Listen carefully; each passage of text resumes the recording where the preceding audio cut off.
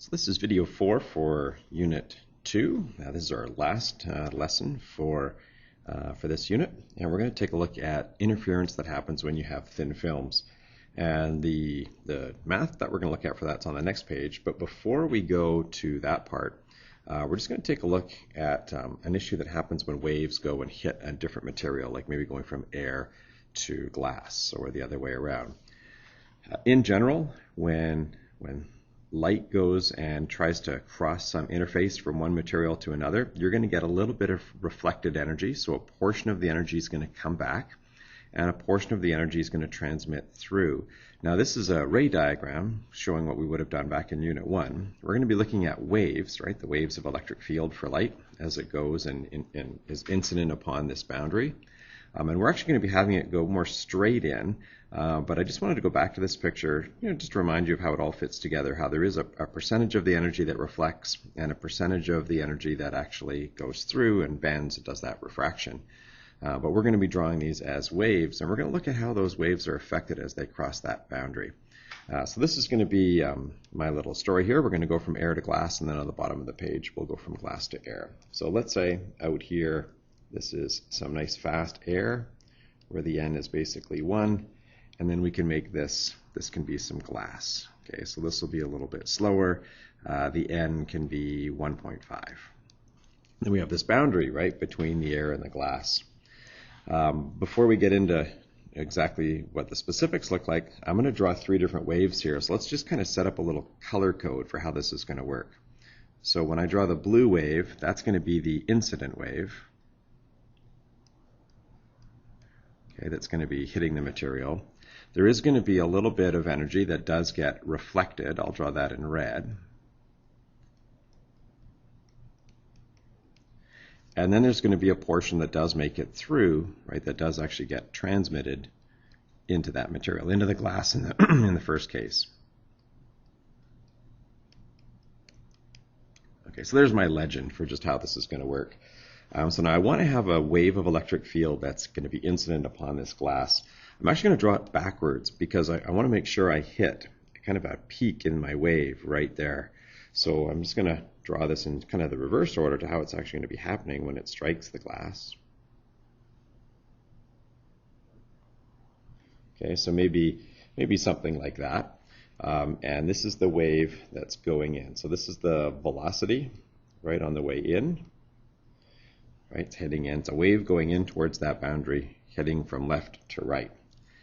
And some of that energy is going to go into the glass, but not 100%. So if you were to look at that transmitted wave, then maybe to represent that, maybe we should go a little bit smaller in terms of amplitude.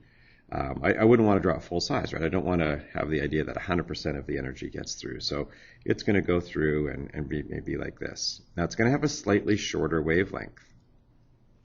It's going to be smaller in amplitude because only a percentage of the energy gets through, but we've actually got a slightly compressed wavelength as we go into that material. We talked about that the other day, right? So the lambda here is going to be smaller. Now for the next page, I'm just going to call that like a modified lambda. I'm going to call it lambda star, right? When we've got this scrunched up lambda. For the incoming wave of light, we've got this original lambda, okay, much bigger. Now, the reflected ray. I want to talk about how when it bounces off, like which way is it oriented in terms of phase. And it turns out it actually gets, when you hit a material that's slower or heavier, maybe I should clarify, when it's got a bigger N, right, for what you're going to head into, if there's a bigger index value, then you're going to find that the reflected energy actually comes back with the wave flipped out of phase. It gets flipped around backwards. So it would actually come back. And I can't draw it as full size as the blue, right? Because a percentage goes in, that's the green, and a percentage comes back. And it would actually be inverted. It would be like this on its way back.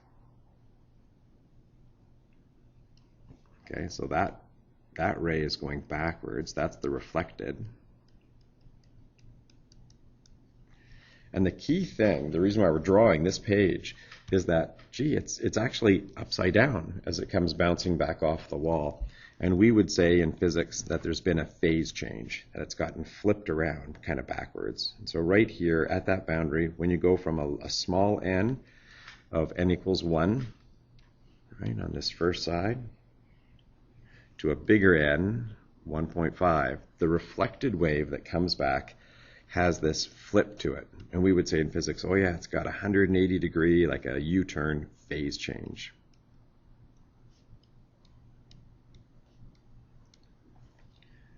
Now let's contrast that with what happens for a ray that's actually leaving the glass and trying to make its way back out into the air. So same thing, as I draw that incoming wave, I want to make sure I actually hit, like right at the top, like that. So I should be drawing a wave, from the left coming in like this, but I'm afraid I might not hit that blue dot perfectly. So I'm actually going to just back draw this. This would be a slightly scrunched up wave, right, with that modified lambda star. That might not be the nicest looking wave, but that's what I'm going to go with, right? So this is scrunched down slightly.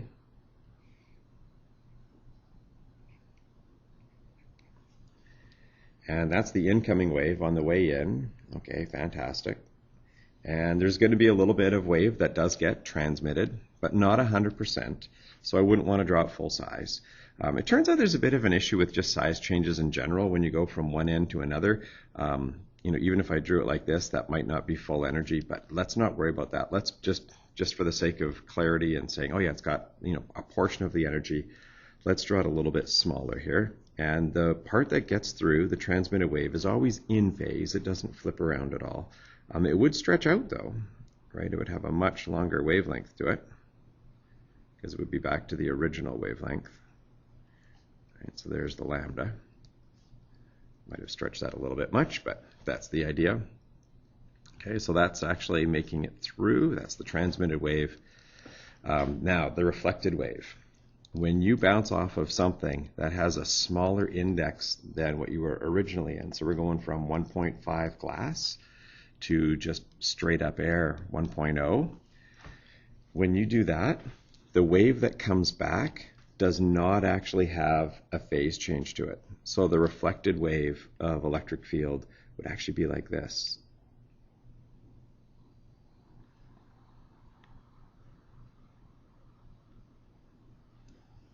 Okay, so there's the wave going backwards. The key thing, when you're focusing on these reflections, well, I guess reflections and refractions, the transmitted and the reflected waves, when you focus on those in terms of a wave idea, when you go to a smaller n, there is no phase change. There's only a phase change when you go and hit a bigger n.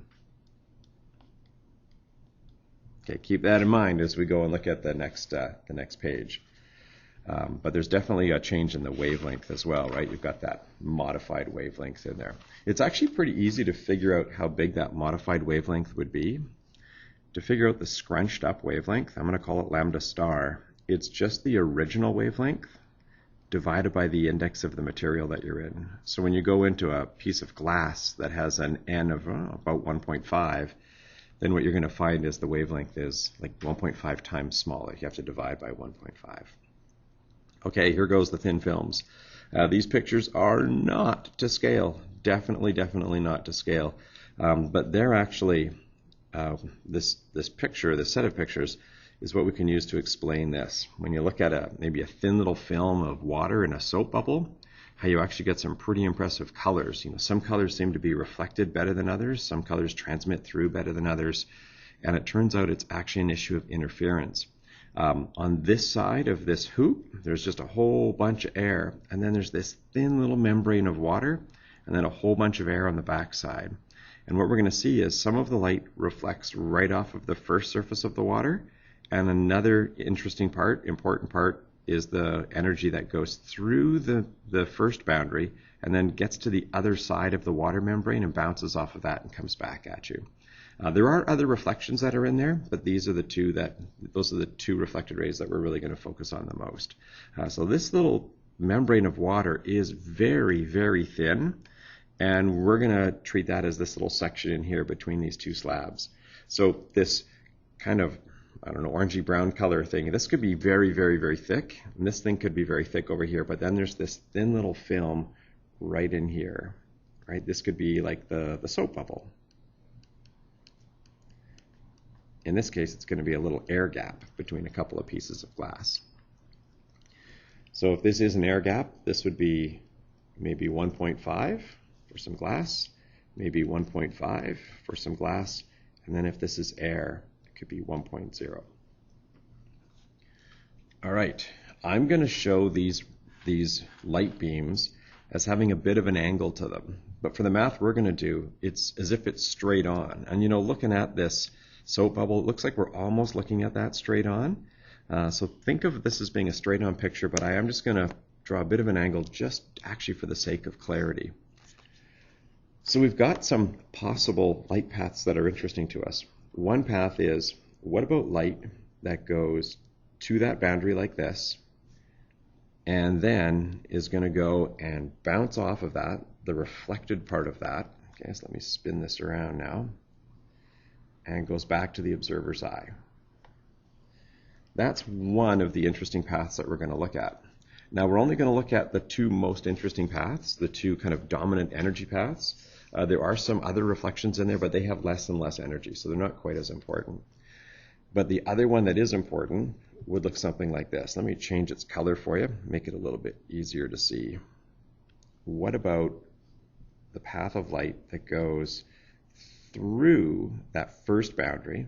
Like, what if it's lucky enough to do that, right? The percentage of energy that does, and then does a bounce and comes back towards the viewer.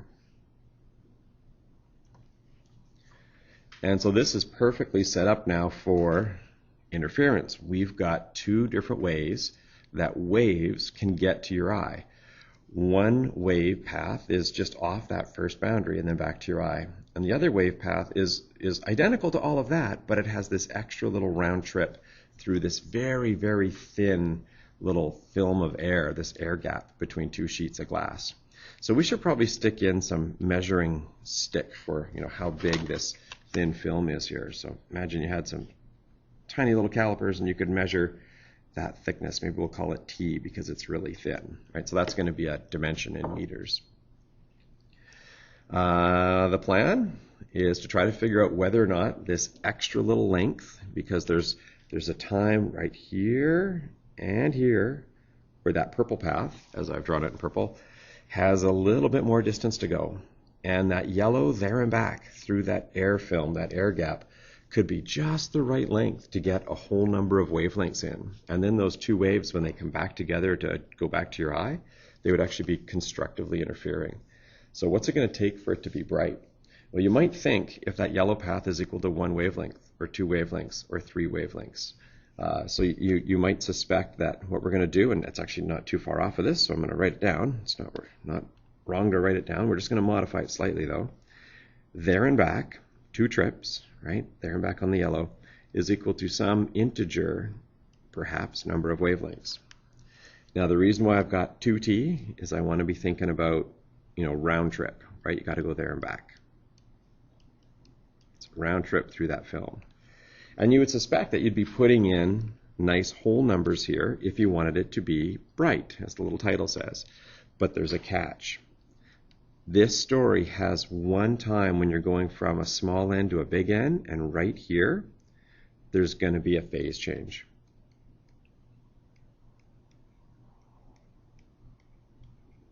Only in that one spot.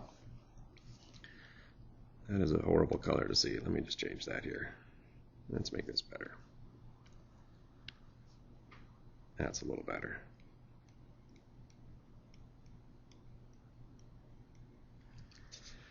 So that phase change, it kind of gives you a half a wavelength for free, whether you want it or not. So if you want this to be bright, then you want that there and back actually to be a half a wavelength, or 1.5, or 2.5 wavelengths. So you'd be putting in numbers like this, a half, or 1.5, or 2.5, etc. And for that M. If you want it to be dark, if you want to have like no reflection at all for the color of light that you've got, like you can see it's very black up here. If you want that to happen, then you could go with there and back is equal to some interesting number multiplied by the wavelength.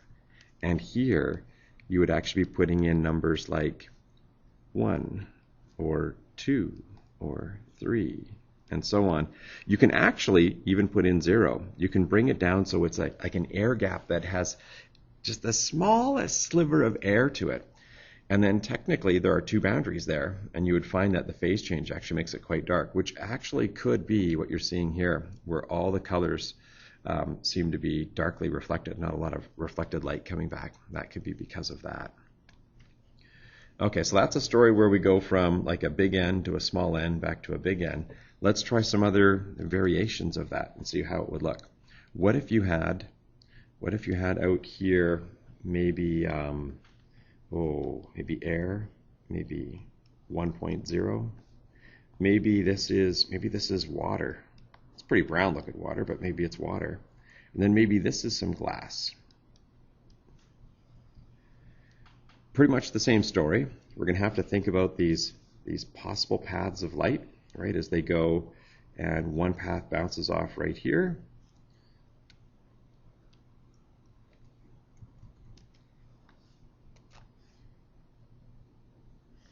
Goes back to your eye. But what about the path that looks like this?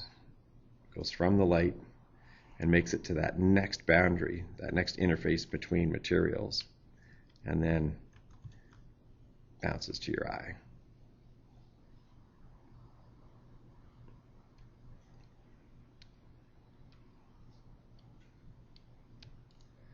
Okay, so again, we've got that extra little path in there where that one option for getting light to you is going to go there and back, two thicknesses, right? So if we're going to call the thickness of this little layer of water T, some sort of distance, some thin little film distance measured in meters, then there and back could cause some constructive or destructive interference. But we've got to watch for the phase changes. So in this story, when you go from 1 to 1.3, this reflected light that I've drawn as a black little set of arrows there, that would have a phase change. And this one as well, when you go from 1.33 to 1.5, that one would have a phase change, right? So we have two phase changes that are happening here, both here and there.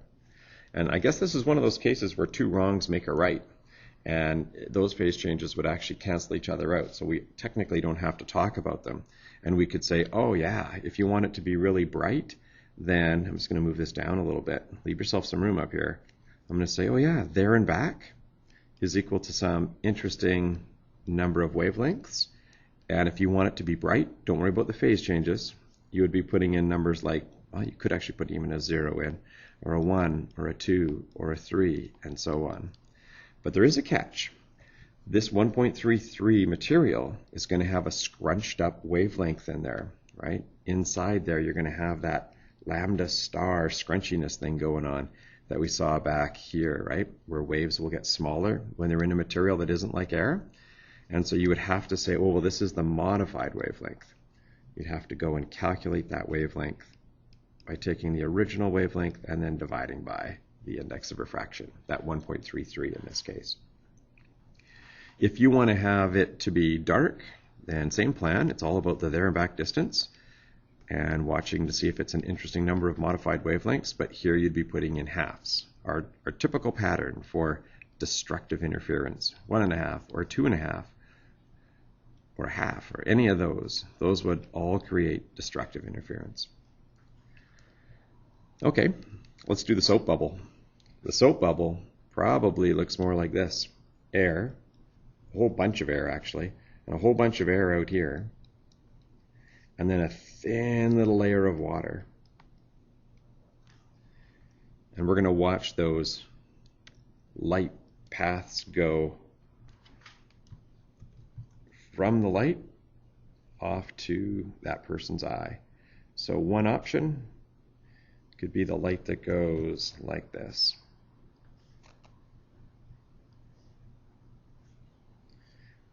The other interesting option, and I say the other interesting one because there are many other bounces, the light will actually do quite a few bounces inside the glass, but they end up having less and less and less energy. So we're not going to worry about them.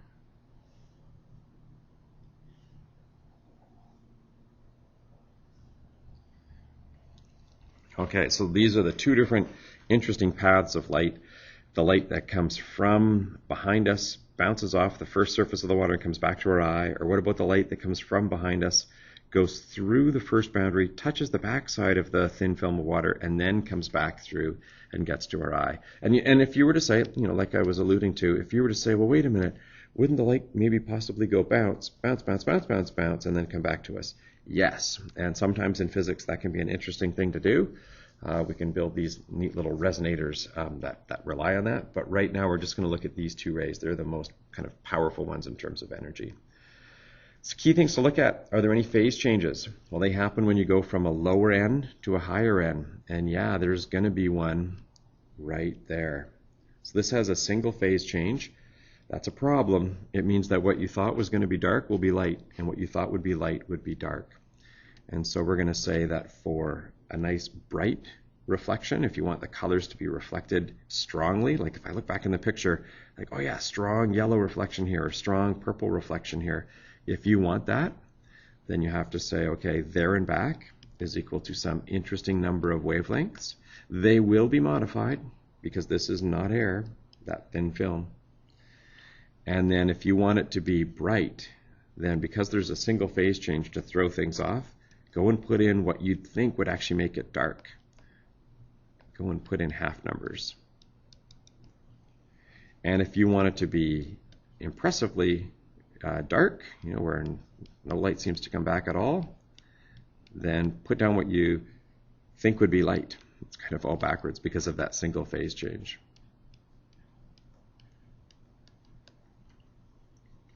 So that's how thin films work. They're actually they're waves of light that are interfering with each other, and they're bouncing off of different sides of that thin film of material. Last thing we're going to look at is just something kind of for fun. We've got one last little page in our notes here. We're going to look at some things called Polaroids or polarizers. Here's actually just a little graphic I saw on the internet of some material. It kind of looks like sunglass material. And what's interesting is it's actually oriented, and it only lets light waves go through if their electric fields are oriented in a particular direction. And so the little arrow in the graphic here seems to imply that they're designed to let waves go through if they're oriented up and down. Randomly, light that comes at you from nature is kind of oriented half up and down and half sideways. And so you can see these are kind of filtering out about half the light. But if you cross them, then really interesting things happen. That's what we're going to look at here. So a single polarizer here is going to let light waves go through only if they're oriented in the correct direction. If the light waves are oriented with their electric fields up and down like this, but your Polaroid filter is actually lined up sideways, then it is totally dark over here. Nothing gets through at all. If you line your polarizer up in a way where the electric field might be up and down from your light, and if your polarizer has the same orientation, then all of the light gets through. And if it's kind of halfway, then some of it gets through. Now, something to point out. We talked earlier on in this unit about the different kinds of waves, transverse and longitudinal. Worth mentioning here that only transverse waves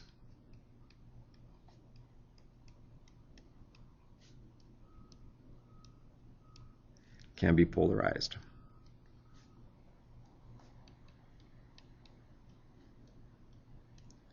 Hey, light happens to be a transverse wave, so that's why you can play this game. Unfortunately, longitudinal waves, they can't be.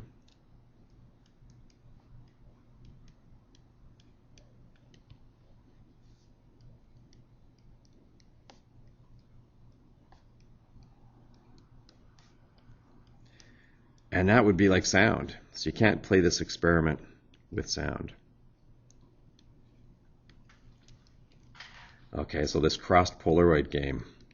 What happens if you put one Polaroid after another?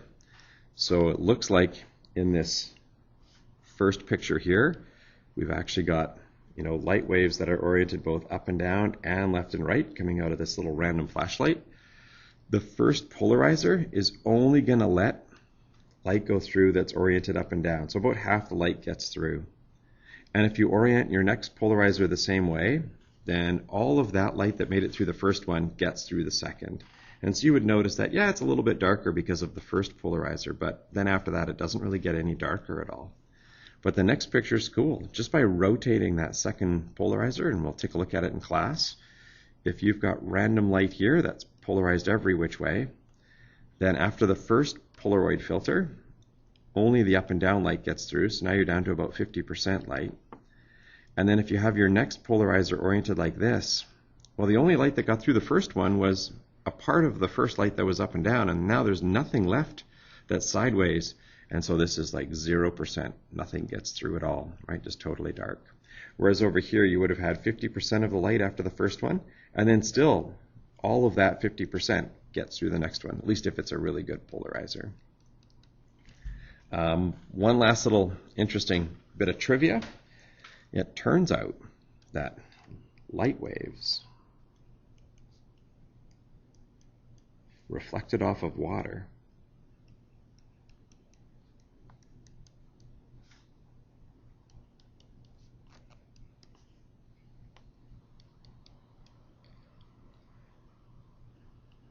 are polarized. Well, at least partly. Kind of depends on the angle that it's at. But at least to some extent it will be.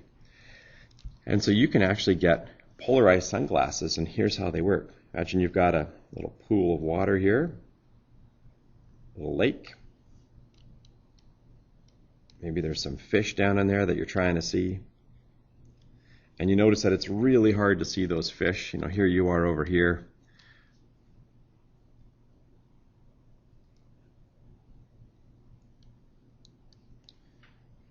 Got your eyes. We're going to put some glasses on, so I need some room on this guy's face here.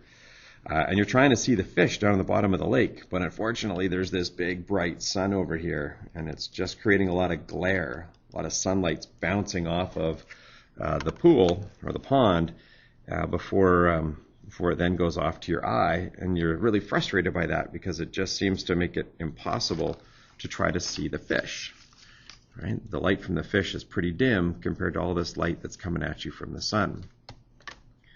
Well, the light that's coming from the sun is actually randomly oriented every which way. You know, a little bit up, a little bit sideways, right? So it's all different kinds of polarization coming at you. But when it skips off the water, it turns out that the only part that gets reflected off of the water is actually going to be going sideways, like this. The up and down gets filtered away by that reflection. So if you know that, you can go to the store and buy yourself some polarized sunglasses that you can put on your face. And these have Polaroid filters on them, and they would be oriented to only let light go through that's oriented up and down. And so essentially none of that glare is going to get through your glass, right, into your eye. The light from the fish can still get there, or at least half of the light from the fish, but you could actually reduce all of the glare from the sun. The effectiveness of this changes depending on the angle. There is actually one angle, it's called the Brewster angle, where it actually works perfectly. Like all of that glare from the sun goes away. So it just depends on the angle in terms of how effective it would be. But it doesn't work if you then go and tip your head sideways. Then all of a sudden you see all that sun's glare again. And that's something that you can only do with transverse waves, like light waves. And I just wanted to throw that on there because I kind of thought that was neat. And that finishes up the notes for the chapter. We might have just a little bit more kind of extra notes for a couple of the questions in the homework, just a couple of little pieces of advice for those. But in terms of the note package, we're totally done.